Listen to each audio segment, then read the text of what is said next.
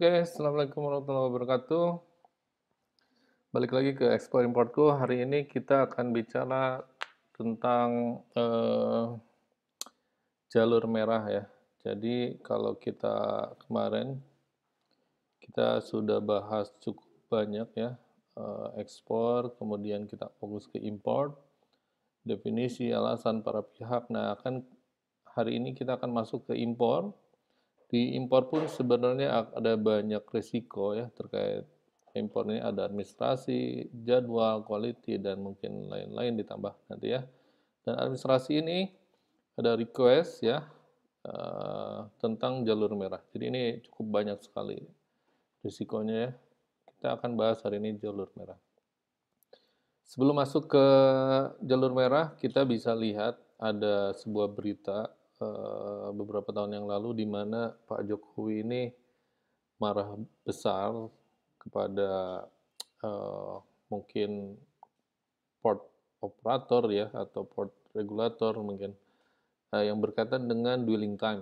Jadi dwelling time itu waktu tunggu ya barang yang tiba dari luar daerah pabean impor sampai dengan barang itu keluar dari pelabuhan dari kawasan pabean. Nah, waktu tunggu itu angkanya tidak baik untuk Tanjung Priok. Kita bisa lihat kalau di ada pengukurannya Logistic Performance Index ya yang dikeluarkan oleh World Bank. Ini 2018 posisi Indonesia di ranking ke-46.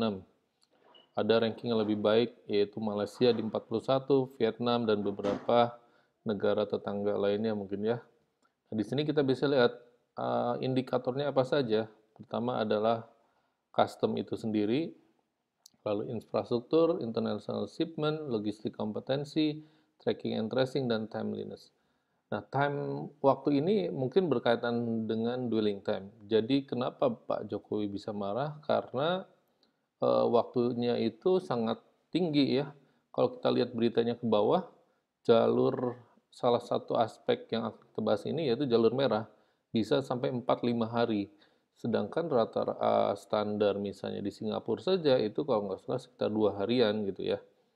Nah ini yang menjadi alasan kenapa jalur merah ini cukup menakutkan, terutama impact-nya bagi importer yaitu biaya storage yang semakin tinggi.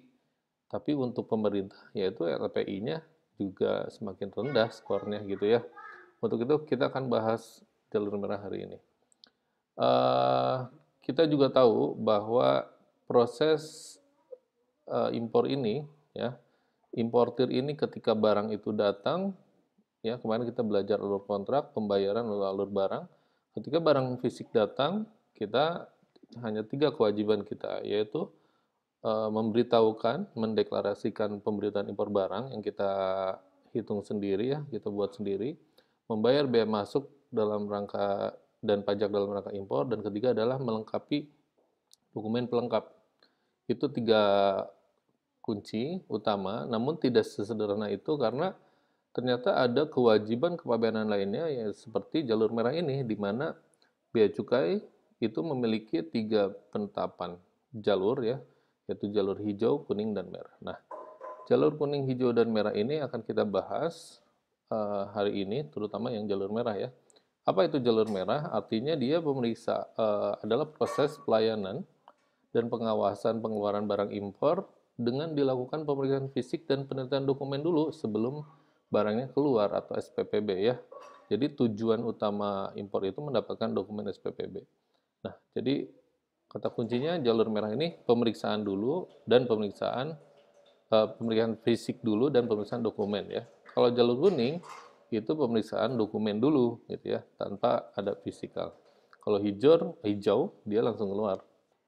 Lalu atas dasar apa eh, penetapan jalur merah itu? Jadi pertama adalah adanya profil ekonomi ya, profil operator ekonomi. Jadi siapa sih importirnya?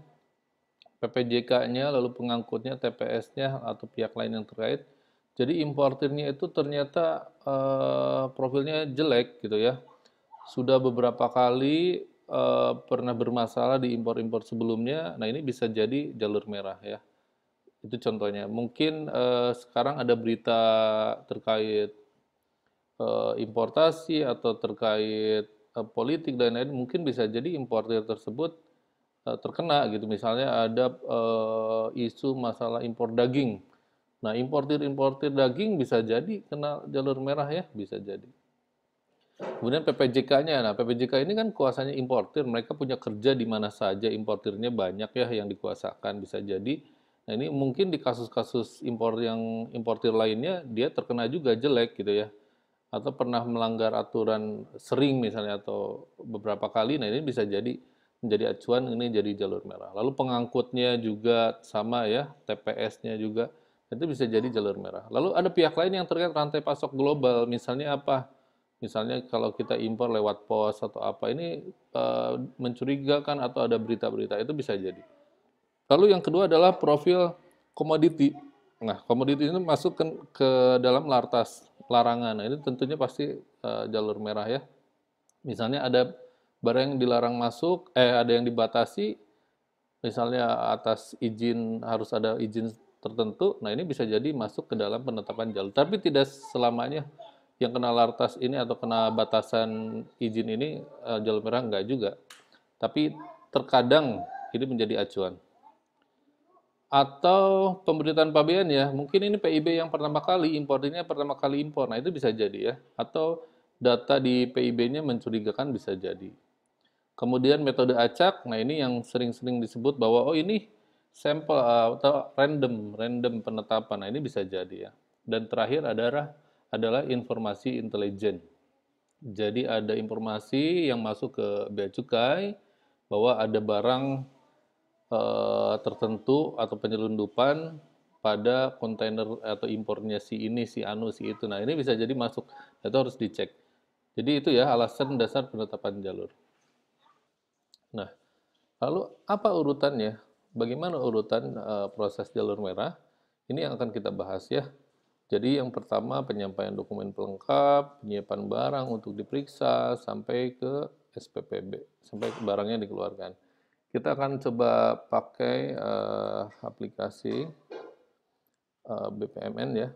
Jadi biar lebih mudah, teman-teman mungkin ini tidak akan dibahas hari ini terkait hal apa proses besarnya.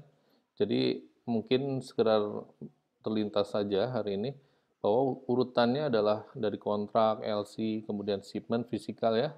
Lalu shipmentnya kita monitoring, kemudian custom. Nah, posisi jalur merah ini ada di proses custom clearance ini ya. Lalu kalau kita bahas satu detailnya, di sini ada PPJK sebagai kuasanya importir ya. Kemudian ada importir itu sendiri, misalnya kita, kemudian ada bea cukai. Nah, bea cukai itu terbagi tiga yang akan kita bahas mungkin ya.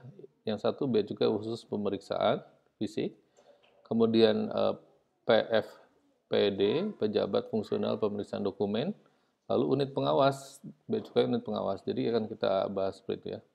Pertama adalah dimulai dari menerima respon jalur merah dan INP.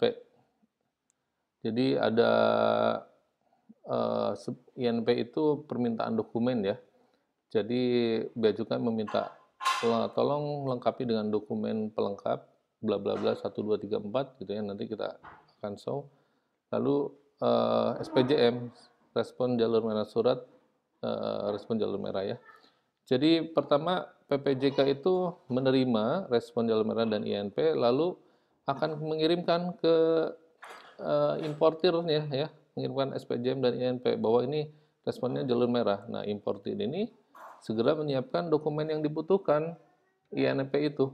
Nah, INP itu bisa jadi dokumennya yang dibutuhkan seperti kontrak, ya, kemudian brosur, bukti bayar, LC, dan dokumen lainnya gitu ya, pembukuan atau rekening korannya. Nah, itu bisa jadi diminta. Lalu setelah lengkap, dokumennya diserahkan lagi ya. Ini PPJK yang paling atas. Mungkin kita warnai yang warna biru. Nah, ini adalah PPJK. Mereka PPJK itu menyerahkan dokumen pelengkap ke bea cukai ya. Jadi apa saja itu hasil cetak PIB, bukti pelunasan bea masuk, pembayaran bea masuk dan pajak dalam rangka impor, lalu dokumen pelengkap itu sendiri yaitu commercial invoice dan packing list, bill of lading, BC11 atau manifest ya, manifest kapal, dan dokumen lainnya yang dipersyaratkan yang ada di INMP tadi seperti kontrak, brosur dan lain-lain. Kemudian dokumen itu diserahkan ke bea cukai. Ini bea cukai ya. Pertama mungkin bea cukainya kantor KPU, tapi kita masukkan di land pemeriksaan. Jadi mengeluarkan tanda terima dokumen bahwa dokumen pelengkap sudah diterima. Nah, setelah dokumen itu diterima oleh bea cukai, PPJK sebagai kuasanya importir menyiapkan barang untuk diperiksa. Jadi barang itu posisinya di mana? Misalnya di TPS A gitu ya. Nah, ada ketentuan bahwa pemeriksaan fisik itu dilakukan di tempat khusus pemeriksaan. Jadi, si PPJK itu akan mengeluarkan barangnya atau menarik kontainernya dibawa ke tempat pemeriksaan. Artinya ada cost lagi untuk pergeseran ya, transportasi. Setelah barang itu siap untuk diperiksa, PPJK itu menyampaikan surat kesiapan barang ya untuk diperiksa ke bea cukai. Jadi bea cukai akan menerima lagi SKB, surat kesiapan barang untuk diperiksa. Nah, ini direkam oleh bea cukai. Kita mungkin tandain bea cukai warnanya orange ya. Kemudian dari sini SKP-nya atau sistem komputernya itu mengeluarkan instruksi pemeriksaan dan menunjuk siapa pemeriksaannya. Nah ya, kemudian instruksi pemeriksaan itu jadi dasar untuk si bea cukai memeriksa langsung. Nah, ada catatan di sini di ketentuan bahwa 1 hari sejak tanggal pemberitahuan kesiapan pemeriksaan fisik, jadi SKB ini harus dilakukan pemeriksaan fisik, gitu ya. Nah, ini dilakukannya jadi 1 hari.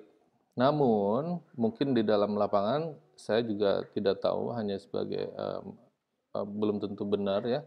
Bisa jadi antri gitu ya. Jadi pemeriksaannya, barang yang diperiksanya banyak, tapi pemeriksaannya mungkin terbatas, bisa jadi ya. Nah, itu mungkin teman-teman yang paham silahkan komentar. Setelah dilakukan pemeriksaan fisik, tentunya ini didampingi oleh importir atau PPJK-nya ya. Tapi kalau importir ternyata tidak siap, tidak ada dalam aturan itu, akan TPS itu bertanggung jawab untuk melakukan mendampingi dari pihak TPS-nya, tempat penimbunan sementara itu.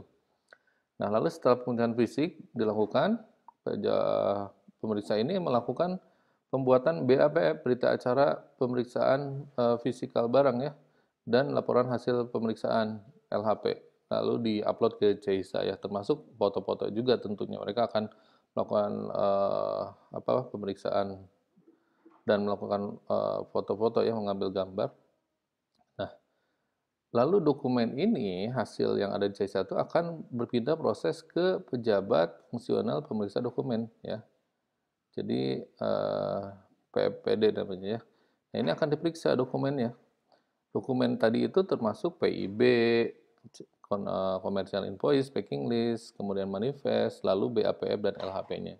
Di sini diperiksa ada perbedaan tidak hasil pemeriksaan itu. Jika ada, akan meneruskan laporan kemana? Ke unit pengawas ya. Nanti unit pengawas bisa menetapkan penelitian lanjutan. Wah, periksa ulang atau periksa 100%, mungkin seperti itu. Karena biasanya pemeriksaan fisik yang tadi itu sampel gitu ya. Kemudian tergantung keputusannya. Lalu kalau tidak ada perbedaan dari dokumen pemeriksaan dokumen, maka PFVD akan menetapkan klasifikasi dan nilai pabean, gitu ya. Jika itu sesuai, maka akan keluar SPPB. Tapi tidak sesuai, dia akan mengeluarkan SPTNP.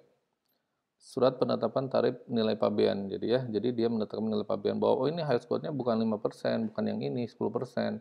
Jadi kurang dong gitu. Yang tadi kita sudah bayar ya, sebelum dapat SPJM kan kita bayar biaya masuk dan lain-lain sesuai perhitungan kita. Nah, ternyata kurang, nilai pabeannya berkurang, kurang lapor gitu ya. Jadi kurang bayar. Atau juga surat penetapan ini barang kena lartas. Jadi ini barang kena lartas loh ya. kalian harus importer harus melengkapi dulu izinnya. Nah, ini salah satu resiko terkait kita tidak siap perencanaan impornya ya, bahwa ada lartas. Dan yang bahaya adalah lartas itu contohnya adalah surveyor, laporan survei yang dilakukan di negara asal. Bayangkan barangnya sudah ada di Indonesia, tapi harus ada laporan survei di negara asal. Bagaimana tindak lanjutnya nanti kita akan bahas. Nah, setelah SPPB, barang itu bisa keluar, gitu ya. Jadi ini adalah urutan pemeriksaan fisik.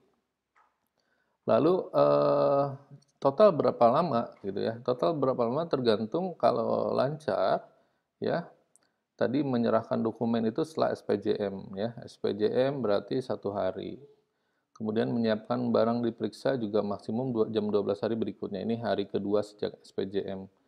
Lalu akan melakukan rekaman SKB, melakukan instruksi, lalu maksimum 1 hari. Hari ketiga pemeriksaan fisik, mungkin pembuatan BAPF masih masuk dalam hari ketiga ya, atau yang tadi antri juga bisa jadi pemeriksaan fisik di hari keempat mungkin gitu ya, saya tidak tahu juga, tapi hanya informasi yang di lapangan. Kemudian lalu pemeriksaan dokumen ini kurang lebih 4 sampai 5 hari yang tadi ada dalam beritanya gitu ya.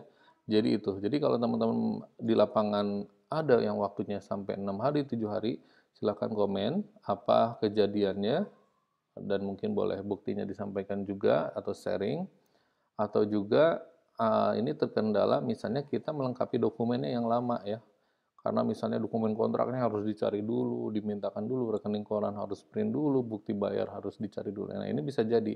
Nah, ketika INP dokumen ini tidak memenuhi syarat, maksudnya terlambat ya di hari berikutnya, nah ini bisa jadi akan ditolak pelayanan bea cukainya. Bisa jadi ada impor di unit lain, di proyek lain, dalam satu API ya, dalam satu perusahaan. Nah, bisa mungkin ditolak pelayanannya mungkin ya. Nah, ini juga catatan maksimum 12 hari berikutnya kalau dalam sistem itu sudah diberlakukan 24 atau 7 hari dalam seminggu. Jika belum, hari kerja berikutnya, misalnya hari Jumat, berarti mungkin hari Senin ya, kalau hari Sabtu bukan hari kerja. Seperti itu ya, teman-teman. Jadi itulah gambaran pemeriksaan jalur merah, pemeriksaan fisik. Oke, mungkin itu dari saya. Jadi teman-teman, kalau ada saran, koreksi, silakan komen. Atau ada request untuk next konten atau pembahasan, silahkan tulis di komen. Sekian dari Ekspor Importku. Terima kasih. Wassalamualaikum warahmatullahi wabarakatuh.